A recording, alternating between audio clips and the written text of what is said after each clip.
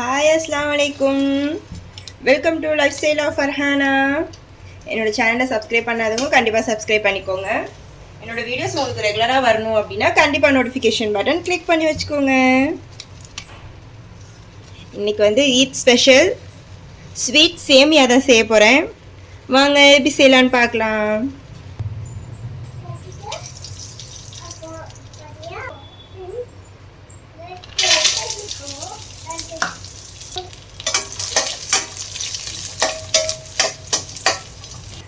நான் நெய்யில் வந்து 1/4 கப் முந்திரியும் 1/4 கப் திராட்சையும் ஆட் பண்ணியிருக்கேன். அதை நல்லா வறுத்துக்கலாம்.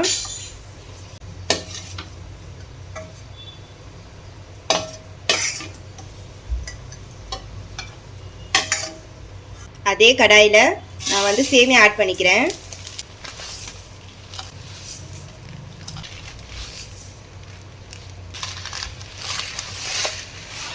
நான் 5 கப் சேமியா ஆட் பண்ணியிருக்கேன். மெஷரிங் பவுலில் தான் ஆட் பண்ணியிருக்கேன்.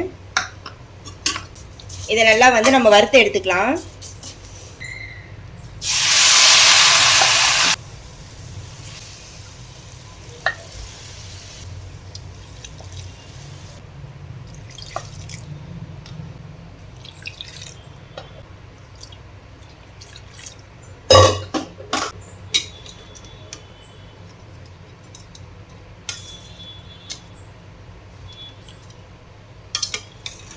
நான் தண்ணி வந்து சேமியா எந்த கப்பில் எடுத்தனோ அந்த கப்பில் தான் நான் வந்து தண்ணி எடுத்திருக்கேன். சேமியா வந்து 5 கப்பு சேர்த்தேன். 5க்கு 10ன்ற மாதிரி தான் தண்ணி கணக்கு எடுத்திருக்கேன். ஆனால் வந்து நான் 2 கப் வந்து அப்படியே வச்சுருக்கேன். மொத்தம் 8 கப்பு தான் ஊற்றிருக்கேன். வேணும்னா வந்து நான் அதை ஆட் பண்ணிக்கிறேன். இது நல்லா கொதிச்சு வரட்டும். நான் கேசரி பவுடர் கொஞ்சம் கலக்கி வச்சுருக்கேன், அதை சேர்த்துக்கிறேன். தண்ணி வந்து கொஞ்சம் நல்லா வற்றட்டும்.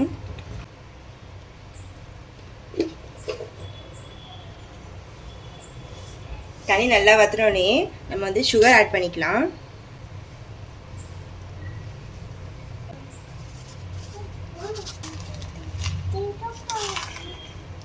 மண்டே டெவலப் போய் பாருங்க.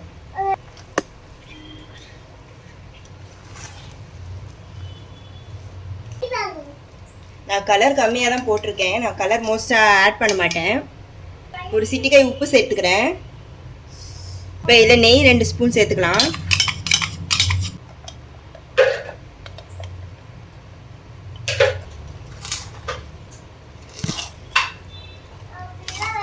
எல்லோரும் மோஸ்ட்டாக வந்து ரம்ஜானுக்கு வந்து ஷீர் குருமா தான் செய்வாங்க. நான் கொஞ்சம் டிஃப்ரெண்ட்டாக செய்யலாம் அப்படின்னு சொல்லிட்டு தான் ஸ்வீட் சேமியா மாதிரி செய்கிறேன். நம்ம இப்போ வறுத்து வச்ச நட்ஸ் எல்லாம் சேர்த்துக்கலாம்.